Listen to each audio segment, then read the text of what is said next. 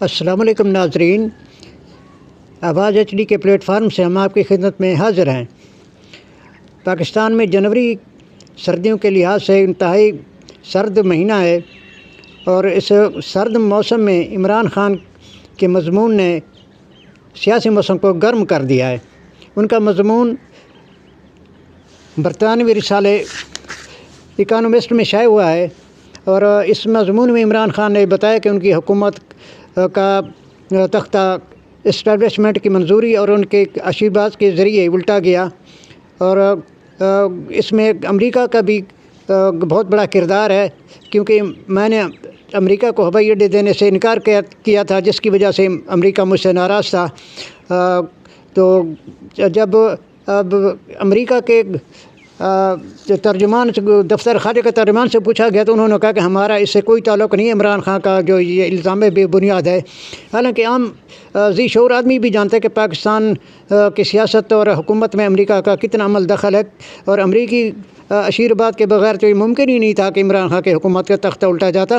اور اس کے علاوہ انہوں نے یہ بھی کہا کہ ہم ایسے ان کی زبان پھسلی، یا ان کے ذہن میں یا دل میں جو بات تھی وہ ان کی زبان پہ آ گئی۔ انہوں نے کہا کہ ہم امریکہ جو ہے وہ پاکستان میں ظلم اور جبر کی حمایت جاری رکھے گا۔ تو صحافی نے ان سے دوبارہ اس بات پہ پوچھا کہ آپ نے کیا کہا، تو انہوں نے کہا میری زبان پھسل گئی، میں یہ نہیں کہنا چاہتا تھا، لیکن پاکستان کے اندر جو کچھ ہو رہا ہے، جو حالات ہیں، تو اس کو دیکھ کے ظاہر سی بات ہے ہم سمجھ سکتے ہیں کہ واقعی ان کی بات صحیح ہے کہ ظلم و جبر اور جس طرح جو کچھ بھی ہو رہا ہے تو امریکہ کو اعتماد میں لیا، اور ان کے علم لائے بغیر یہ نہیں ہو سکتا۔ اسی طرح پاکستان کی سیاست اور حکومت میں سعودی عرب اور چائنا کا بھی بہت بڑا رول ہے کہ ان کے علم کے بغیر، ان کے اجازت کے بغیر بھی، یعنی کہ تین یہ ملک ہے جو سعودی عرب، امریکہ اور چین، ان کا پاکستان کی سیاست اور حکومت میں بہت زیادہ اثر رسوخ ہوتا ہے۔ اور اسی طرح امریکہ تو عمران خان سے کافی پہلے سے ناراض تھا، جس طرح عمران خان نے ان کو ہوائی اڈے دینے سے انکار کیا، تو کیونکہ امریکہ تو چاہتا ہے کہ ان کو ایبسلوٹلی یس والی حکومت چاہیے، ایبسلوٹلی ناٹ والی حکومت، جو اس طرح عمران خان نے ان کو ایبسلوٹلی ناٹ کہا تو امریکہ ان سے کافی خفا سا تھا۔ اس کے علاوہ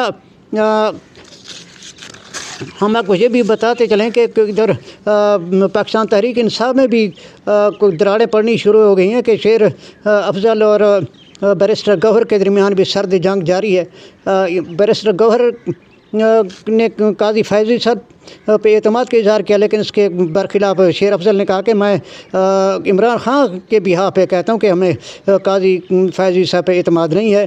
تو اس کے بعد پھر دوبارہ گوہر خان کی طرف سے بھی آیا کہ نہیں، ہماری کوئی ایسی کوئی پالیسی نہیں ہے، یہ ان کا ذاتی بیان ہے۔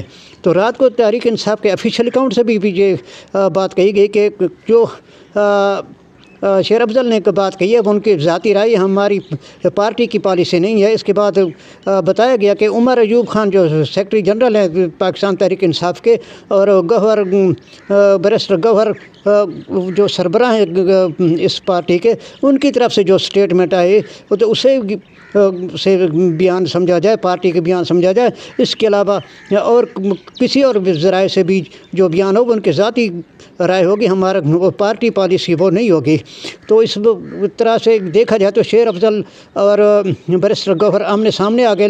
اب کوششیں بھی ہو رہی ہیں کہ ان کے درمیان کے اختلافات ہیں جو ختم کیے جائے، اور جو پارٹی کے تقسیم کا تاثر جا رہا ہے اس تاثر کو بھی ختم کیا جائے۔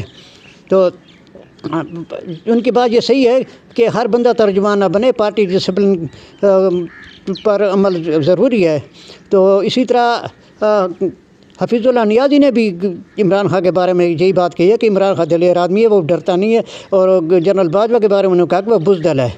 تو اسی طرح انہوں نے کہا کہ نواز شریف سے میری ملاقات ہوئی تھی، میں نے ان سے کہا تھا کہ آج جہاں آپ بیٹھے ہیں کل عمران خان ہوگا، تو انہوں نے کہا کہ یہ کس طرح ہو سکتا ہے، تو میں نے کہا کہ یہ ان کا اسٹیبلشمنٹ کے ساتھ کوئی چکر ہوگا، تو وہ اور دیکھ لیں پھر سب ان کی بات واقعی صحیح سچ ہوئی اور حالات جو کچھ بھی ہیں آج آپ کے سب کے سامنے.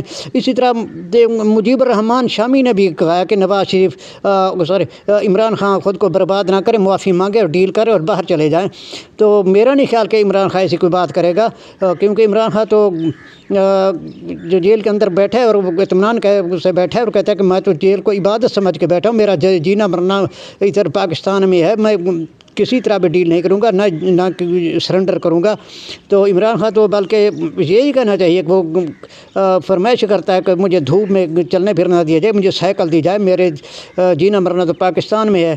اور اسی طرح سہیل وڑائچ نے بڑی دلچسپ بات کی ہے کہ وہ کہتے ہیں کہ محکمہ زراعت اور محکمہ موسمیات کی خواہش ہے کہ بادل برسیں, لیکن بادل برسنے کا کوئی امکان نہیں.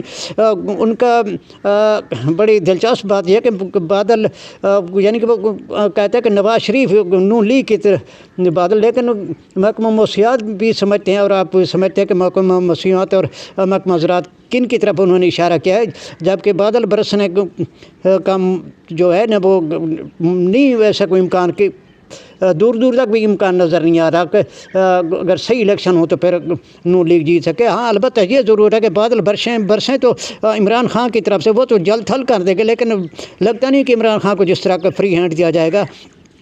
اور اسی طرح قاضی فیض عیسیٰ صاحب نے بھی ذہنی طور پہ بھی فیصلہ کر لیا ہے کہ نواز شریف کی نااہلی ختم کرنی ہے.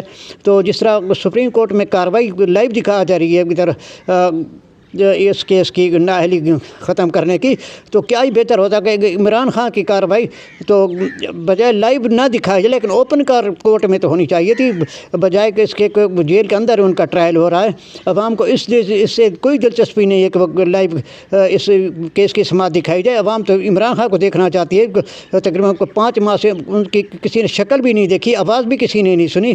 تو عوام کا یہی مطالبہ ہے کہ اگر دکھانی بھی ہے اپنے لائیو تو پھر عمران خان کی جو ٹرائل ہو رہا ہے وہ لائیو دکھایا جائے, بجائے اس کے کو آپ جیل کے اندر کچھ سماعت کریں.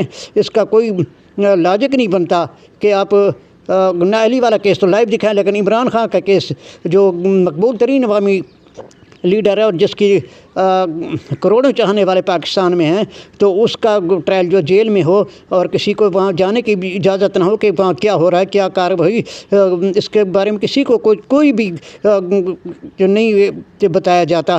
اور بس ایک اعلامیہ سے جاری ہوتا ہے اور پریس میں اور ٹی وی پہ بھی آ جاتا ہے. تو عوام کا یہی مطالبہ ہے کہ عمران خان کا جو ٹرائل ہے وہ اوپن کورٹ میں ہونا چاہیے, بجائے اس کے وہ جیل میں ہو.